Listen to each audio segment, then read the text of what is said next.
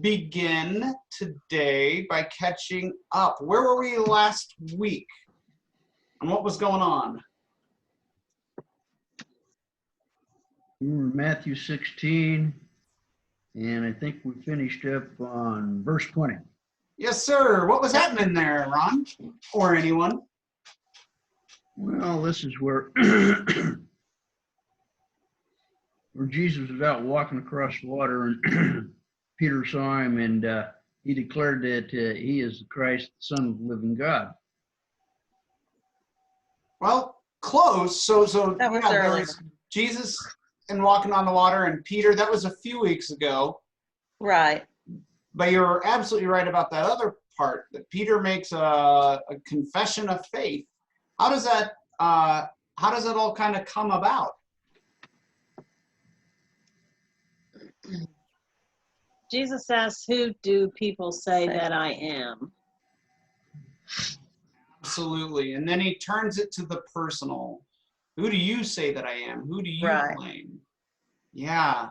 And then he calls Peter the rock that he built Yes. his church on. Yeah. Yeah. Oh, go ahead. Sure. I feel like you were saying something. Yeah, I have a question about that because I thought Christ was referring to himself, that he himself is the rock. No. Oh. That is Peter. And so, there's Peter is Peter, and then but rock in Greek is Petrus. And so he's kind of given a little nickname, a little Peter Rocky Rock. Who would have thunk it? Peter is the Rock. I don't know that he's built like Dwayne Johnson, but Peter's the Rock here. And so Jesus is already kind of setting apart Peter as the leader of this movement. So here we are. This is really in this little snippet of text, and in the rest of chapter 16, which we'll get to today, Jesus is really making a shift. This is a pivotal moment from the beginnings and the organizing of his ministry and clarity about who he is to now heading towards Jerusalem and getting to his death and resurrection. So he's really starting to set up and start thinking about and getting the disciples to think about what happens after Jesus. Does his movement end with him? And what happens after? So yeah, he really is setting up Peter as the rock. So that's good, because I'm sure you're not the only one who's been curious about that, Sherry. So it's good. It's hard to determine when you read the sentence there. The verse. Yeah, absolutely.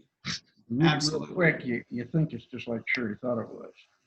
Yeah, and so then Jesus also then says to Peter, "And I give you the keys to the kingdom. Whatever you bind on earth, I'll bind in heaven." Jesus is saying, we are so close that I trust you, Peter, that whatever you say goes. You can be my emissary, and so a huge responsibility to Peter. And it's especially ironic as we finish up this chapter, because you'll see it in a sec. Would somebody be willing to read verses 21 through 20? Let's do 21 through 23. And then someone else be willing to read 24 through 28? Who would read 21 through 23? I can. Anybody 24 through 28? I will. All right. We'll just tag team here. Okay. From that time on, Jesus began to explain to his disciples that he must go to Jerusalem and suffer many things at the hands of the elders, the chief priests. Oh, my phone went out. The chief priests and the teachers of the law, and that he must be killed and on the third day be raised to life. Peter took him aside and began to rebuke him. "Never, Lord," he said, "this shall never happen to you." Jesus turned and said to Peter, "Get behind me, Satan. You are a stumbling block to me. You do not have in mind the concerns of God, but merely human concerns." Ouch. And how far am I going? 28. Then Jesus said to his disciples, "Whoever wants to be my disciple must deny themselves and take up their cross and follow me. For whoever wants to save their life will lose it, but whoever loses their life for me will find it. What good will it be for someone to gain the whole world, yet forfeit their soul? Or what can anyone give in exchange for their soul? For the Son of Man is going to come in his Father's glory with his angels, and then he will reward each person according to what they have done. Truly I tell you, some who are standing here will not taste death before they see the Son of Man coming in his kingdom." All right. So here we go from Peter the Rock to Peter the Stumbling Block. Yeah, no kidding. From Peter the emissary and whatever goes, Peter, I'll honor it, to get behind me, Satan. Being called Satan. Yeah, no kidding. That's a quick turnaround. No kidding. Well, and also, so just in verse 21, I mean, that's what led to all of this. This is Jesus's first prediction that he shares with his disciples of his crucifixion. This is the first time he names it out loud for them, of his crucifixion. So let's take a look at Peter's response, even before we get to Jesus's response to Peter. What do you make of that? How do you feel about what Peter said? Why do you think he did that? Is that a sympathetic response? How do you feel about it? Well, I think it was just such a shock to him. And I mean, he loved Jesus, obviously. And, when we get news that a loved one has cancer, is going to die or whatever, I can remember when we found out my dad we knew he was going to die in the next week. It was like, no. Your first response is denial. It's like, no, that can't happen. And I think that's just, his love for Jesus just put him into that kind of shock. And his lack of understanding of what really was Jesus doing. Yes. Well, He didn't hear on the third day I'll be raised. He just heard I'm going to be killed. Yeah. Well, let's be honest. I mean, it's kind of like Joseph hearing from Mary about the, immaculate conception, Right. That's kind of a rare thing to hear. I've never heard that one before. Okay. Yeah. Yeah, but I love this idea that it's coming from a place of love, a place of compassion that Peter has. It's also coming, I think Carly's right too, that it's coming from a place of Peter had a very specific expectation. If we go back to last week, so in verse 16, Peter confessed, "You are the Messiah." Right. And so with that came an idea, an expectation of what it means to be Messiah. He's going to be the king, the liberator, the crowning hero. And Jesus says, no, we have a cross and death. Mm-hmm. And I wonder if part of that was self-interest too from Peter, because I'm sure Peter was, if he's second in command here, he was at least also expecting some sort of crown or at least really nice business cards, something like that. But instead, to find death coming to you, that's not what's expected. Well, and I also think he thought that, hey, I'm not ready to do all this. You can't leave right now because I haven't learned everything I need to learn. Oh. Have you ever, Diane, you gave a great example of if you have a loved one get a diagnosis, a terminal diagnosis, that no matter how comfortable you are or how, que sera, sera, you might be, or let it be, or whatever, it gets really personal when it's somebody that you love, and all of a sudden it's, no, I'm not ready for this. We're not ready for this. Have you ever had either a situation where you may have kind of responded like Peter, whether it was to a person or to a situation?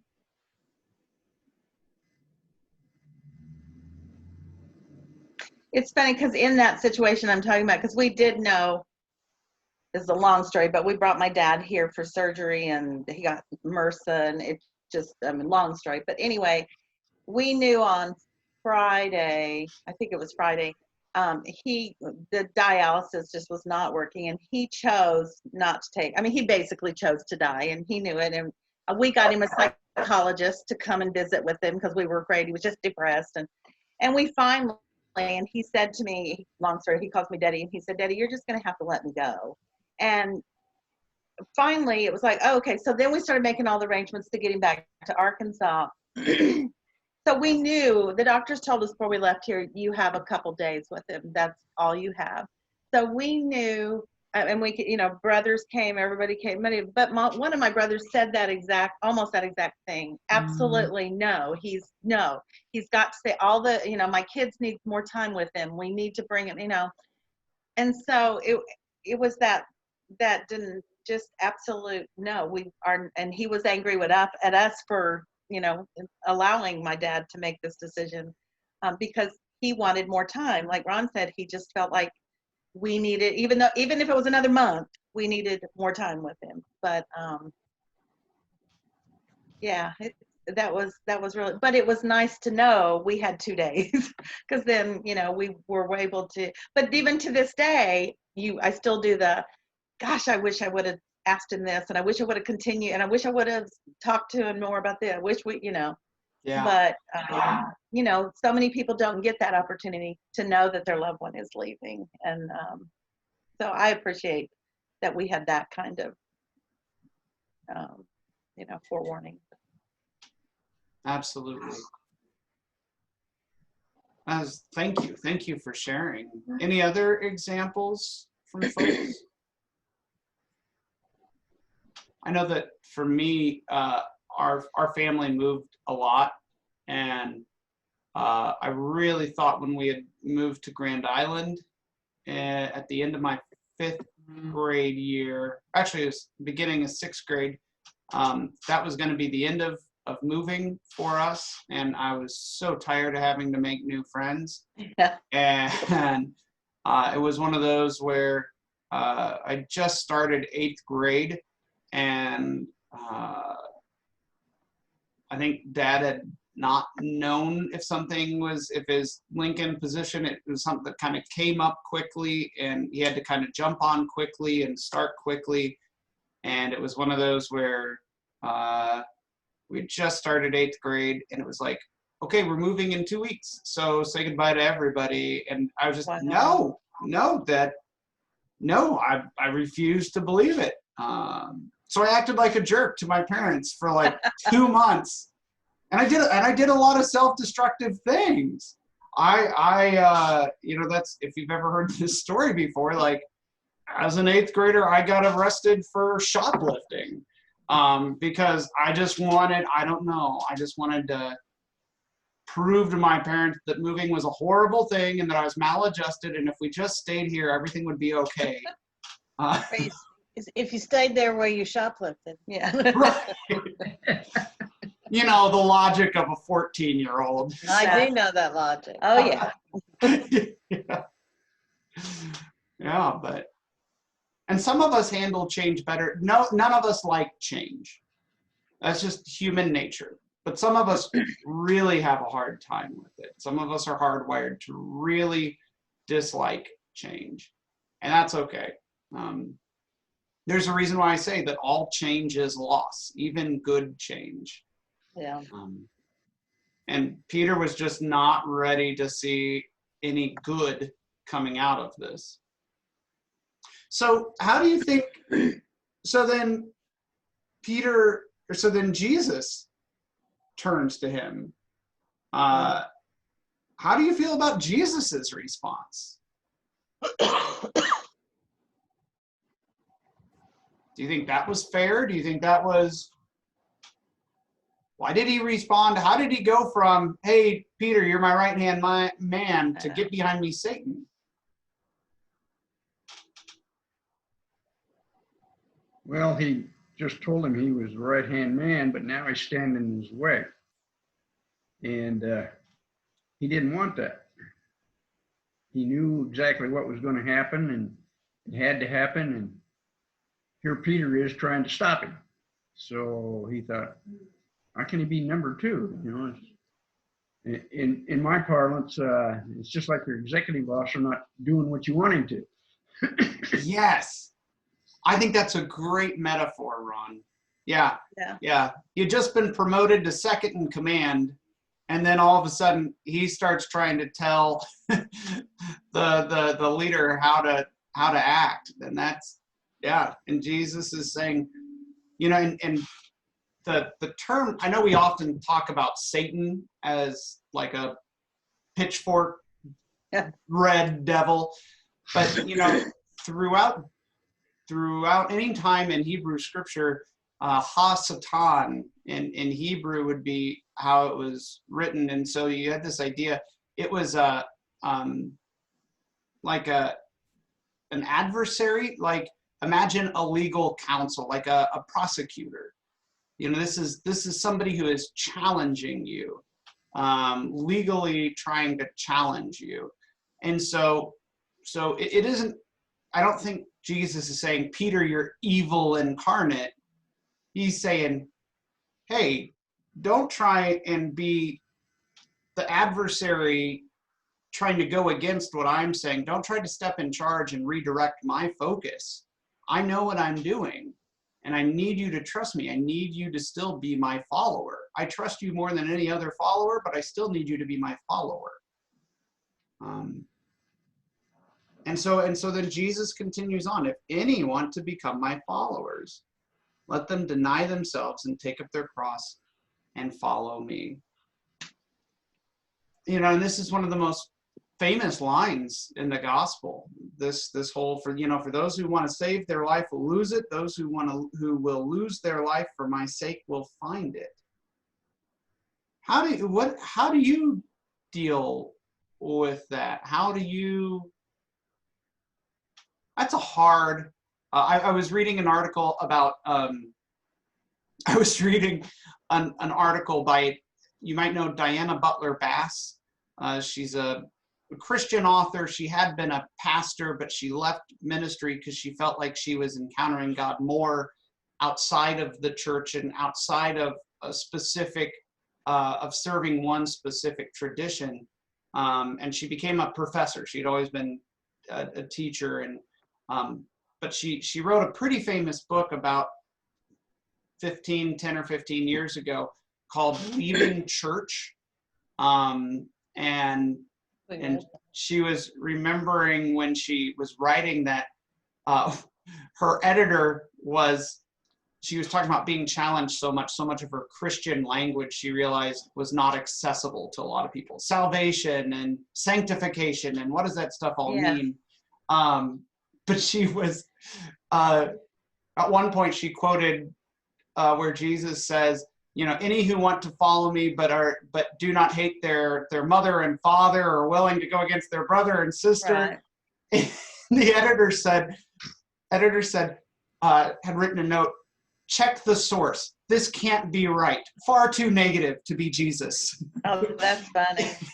She was like, nope, that's it. And I think it's kind of the same here, where people are like, Jesus is warm and fuzzy. Isn't he always happy and nice? And like, what is this? Take up your cross, lose your life. It doesn't go with, especially the prosperity gospel of, if you really love God, good things are coming your way and God's always going to protect you. So how do we make sense of this? What do you think Jesus is saying here? Well, you know, I know there's more to it than this, but I kind of tie it back to what he said to Peter, that this is kind of showing Jesus' response to Peter on "Get behind me, Satan." Just Jesus showing the human side of him, his humanity, Yeah.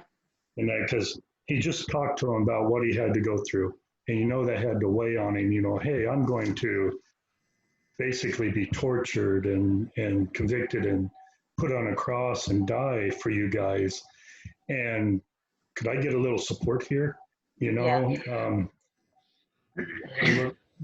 human part of him wanted some sympathy and some support of, oh yeah, we'll be there for you. We'll be with you.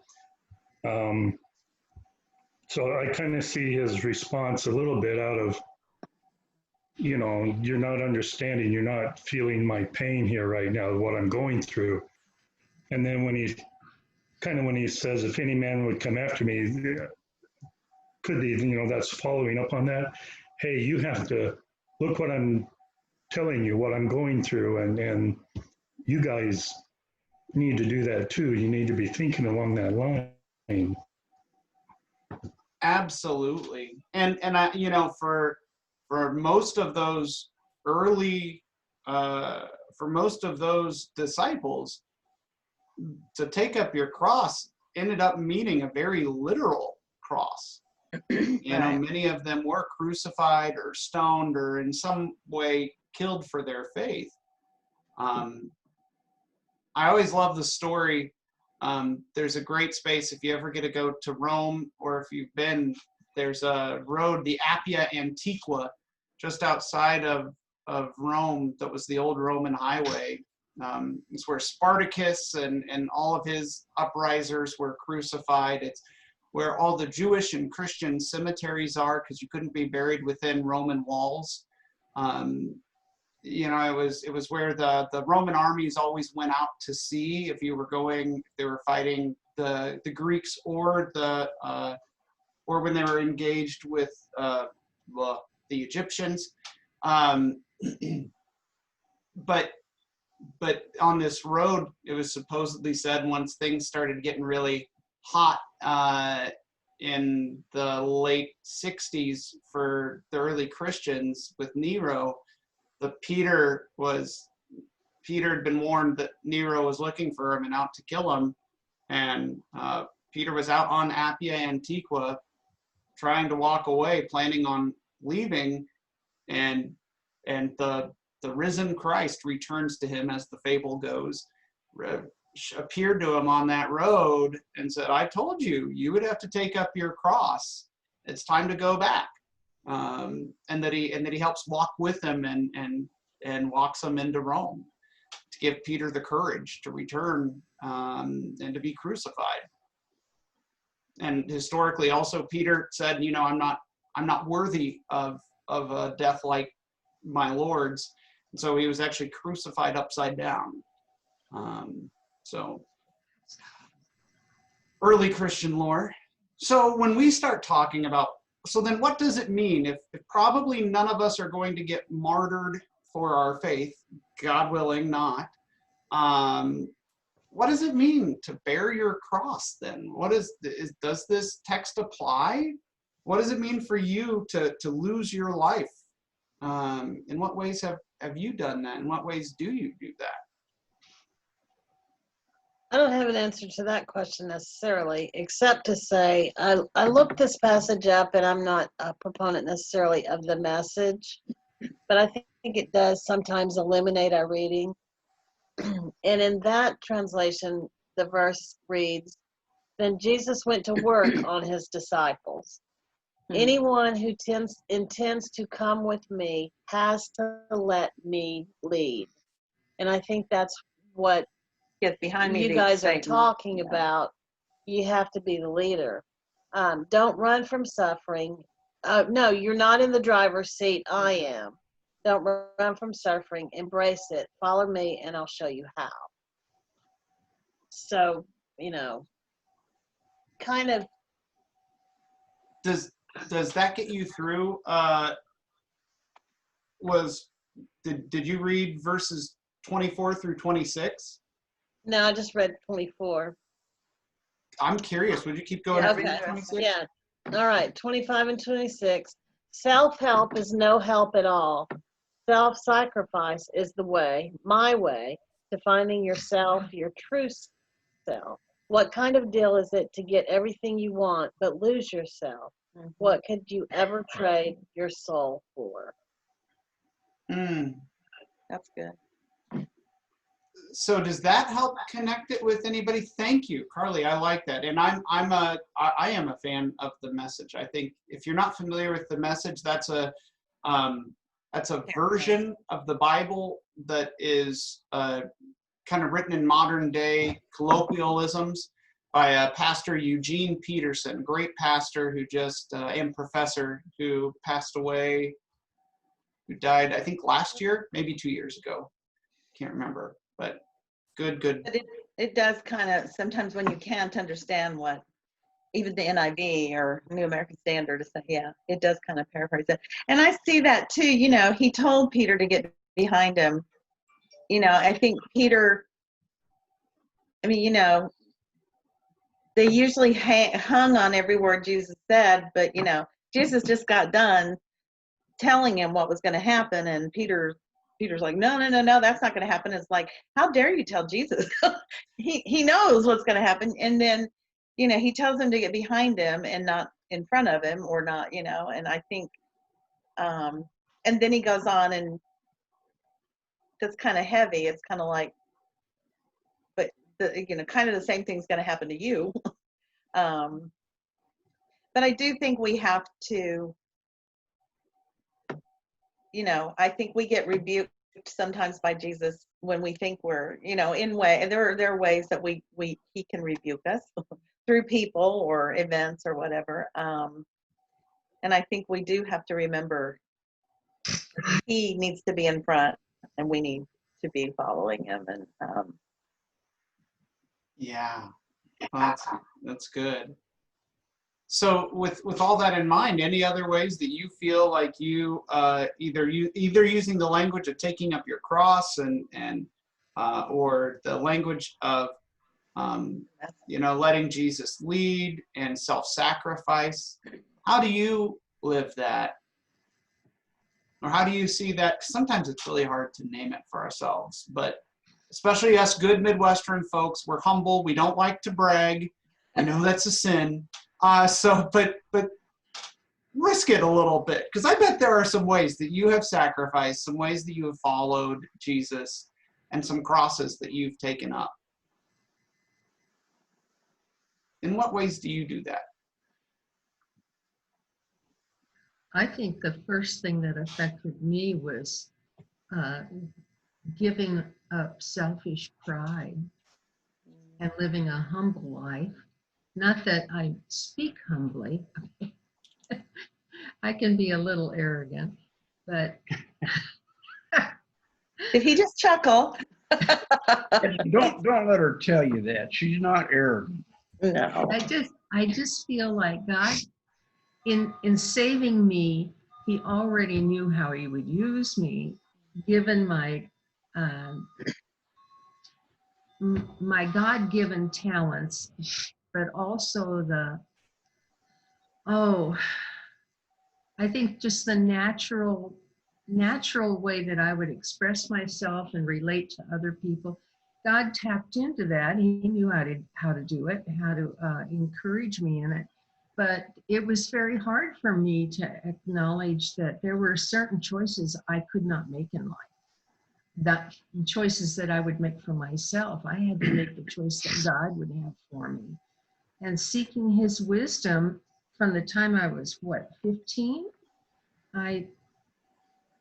It took years to acquiesce. It took years to just listen and obey, to accept fully and completely where he wanted me to go and what he wanted me to learn. I was pretty headstrong when I was a kid, and I think most kids are. I just didn't realize that this journey with Jesus initially was just going to be him and me. And I had always been in concert with others. And it was a very different experience for me.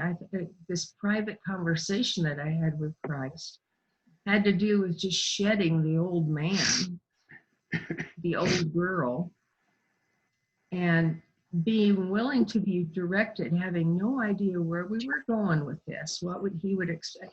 I was scared to death he was going to send me to Africa.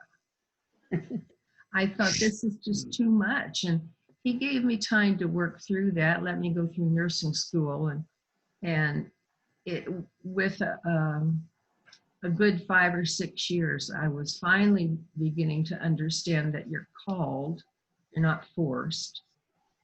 You're called, and you allow your heart to be opened up to wherever he wants to lead you.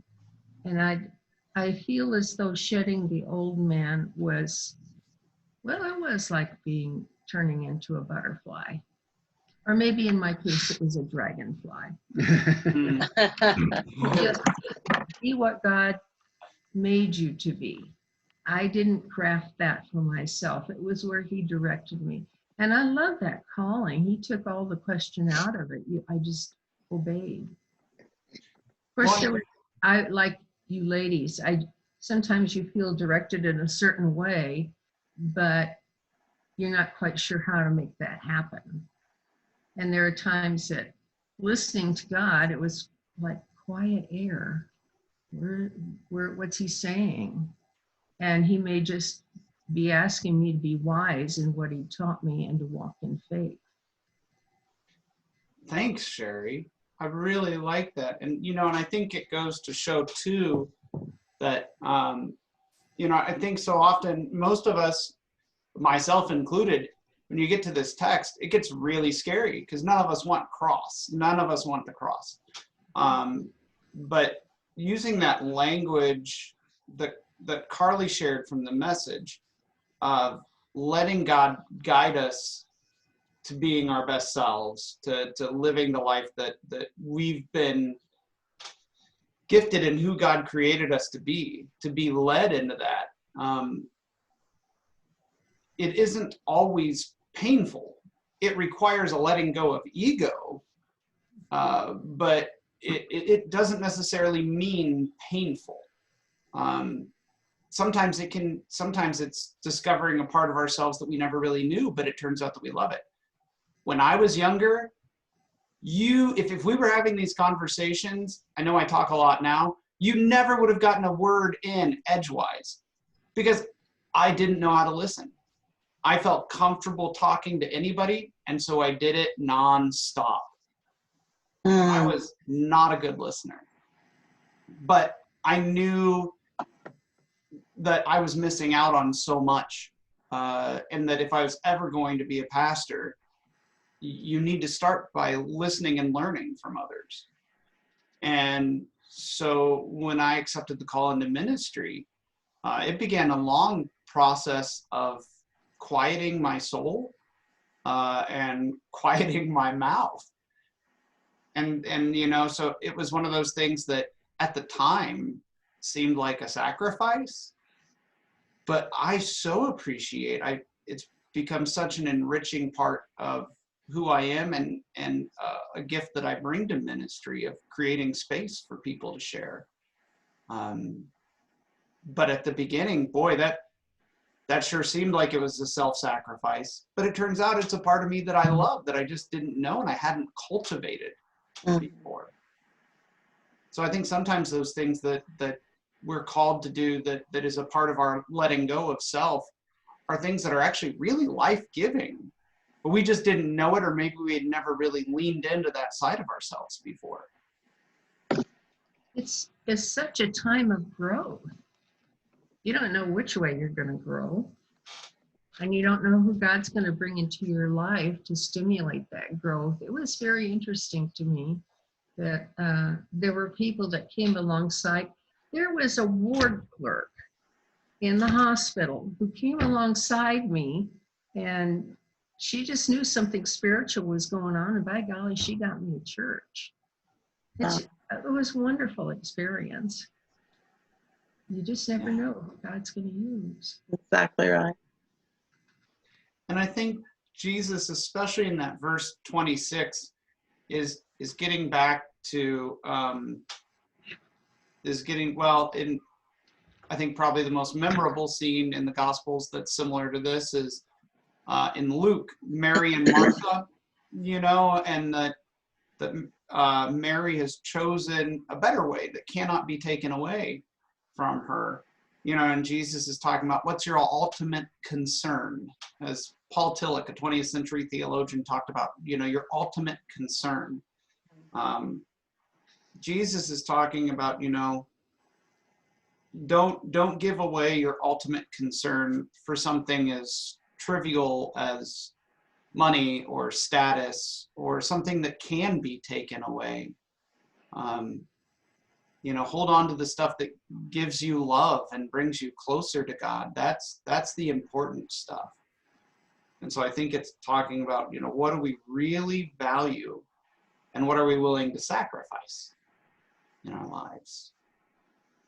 And I think that's, you see all those prosperity evangelists and, I have family members who financially doing so much better than we are and have so much more than I do. And, one brother refuses to fly unless he flies first class. Everything is like, gosh, I'd like to fly first class just one time. And, but then I go, but look at my relationship with my kids. Oh my gosh, my kids they're not perfect, but I have such a good relation, and they have good relationships with each other. And I just value my family so much. And I look at their kids and they barely speak to their, they don't have what I have with my family. And I go, have your first class tickets. I don't care. I get to spend my time with my kids and my grandkids, and that's so much more. And my kids are not in trouble, and they're making things of themselves. So it's like, money isn't everything, and like he says, someday we're gonna get it. We're gonna get what we deserve. Sometimes I don't want that, but I think we just need to focus on what's really important and not all that material stuff that looks so good to us. But I still want to ride first class one time before I die. And that's okay. That's understandable. Absolutely. Absolutely. Well, I was going to take us into chapter 17, but I think our conversation's been so rich. Maybe we kind of have some time for some takeaways and prayer, and we'll actually be done by 10 o'clock for once. No. So what, any other thoughts from this? Either something we didn't talk about or something you're still thinking about? What are some of your takeaways from today?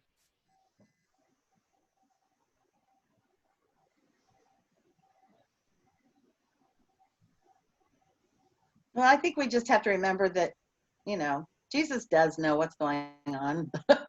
Let's trust that he's telling us he knows what he's telling us and showing us, and we don't need to try to jump in front of him. And I don't know about you, I'll honestly say that I struggle with that, to be able to balance how am I actively following Jesus, but still listening closely enough that I'm not trying to jump ahead and drive the cart. Exactly. And I think that's, do any of you, how do you balance that? It's the same thing for all of us. I think we're not always pragmatic about our lives. We feel inspired at times and get a wild idea and think, well, this is a good opportunity for me to branch out and do such and such. And then you finally take it to the Lord and you say, no, we're not going to do it that way. It's being so willing to just let God keep you in the place where he wants you. Yes, you're going to grow where you're planted. For me, it seems like that's the truth. Grow where you're planted. And he's always brought people into my life that they come alongside me and we minister to each other. I feel like a home base is just an okay place to be. I didn't realize that I wouldn't be called to mission. I was thinking he would here in the States, but I felt like I was of two minds. Are you going to call me to mission to send me to Africa? Or are you going to have me live a quiet life here and not have showy gifts, The opposite. just quietly minister where I am? And it's been a wonderful life coming alongside one individual after another. I couldn't do what Steve does, my goodness, to get up there and preach the word and offer communion and inspire us. And Steve, it's a wonderful gift God's given you, and we need you. We need what you have to offer. And without that, I don't think I can do as well as I do in my circumstances, in my neighborhood, in my family. I see the full circle. Mm. I love this group. This is always such a good group. I hope you all feel as supported in your faith journey as I do after we get done with these. It's always good. Thank you, Sherry. Any other thoughts, any other takeaways from this? Do you have any thoughts?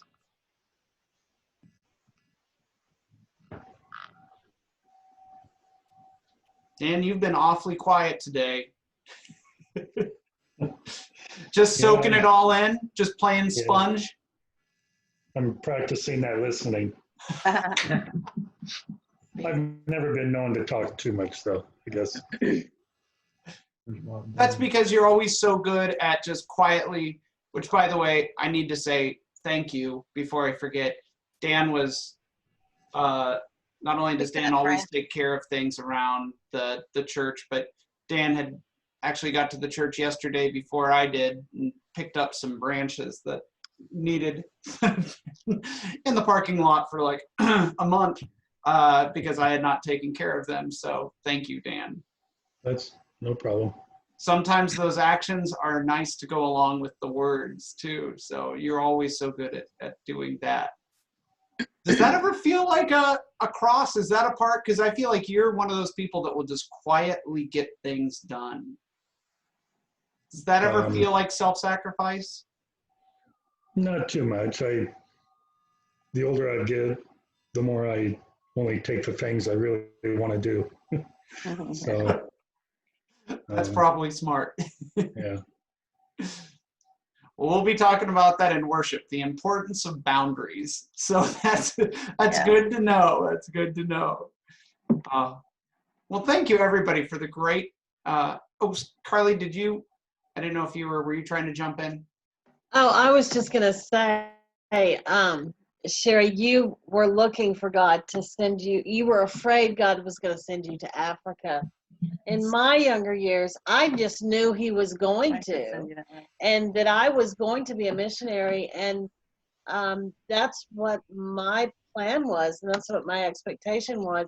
Until one day, my dad, again, wise man, said, "You know, you don't have to be a missionary just to make up for what you've done wrong in your life." And that, like, she had a lot to make up for. I did.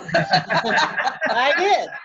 And that completely shifted my thoughts. And so I was a little disappointed that, I'm not going to have this glorious, great missionary life on the foreign field and whatever. I'm just going to have to live a quiet life in the USA. But it just struck me that, we kind of had the opposite perspectives growing up. And yet you've both done an amazing job of blooming where you're planted, growing where you're planted. So that's good. Sometimes in withering sun, but yeah. The straight winds did knock me down a time or two. But don't you feel well fed over the long haul? Yep. Well fed, deeply watered. I just feel it's the pruning that hurts. God has to do pruning. Yeah, pruning. So that we can blossom. Yep. I I've think run y'all a, are ready to get out into your gardens. I think that's what's going on. Yeah. Well, let's close out with prayer. Is it okay if I offer it up today? Please do. All right. God, we give you thanks for this time where we've been able to listen well to one another, where we've been able to share freely.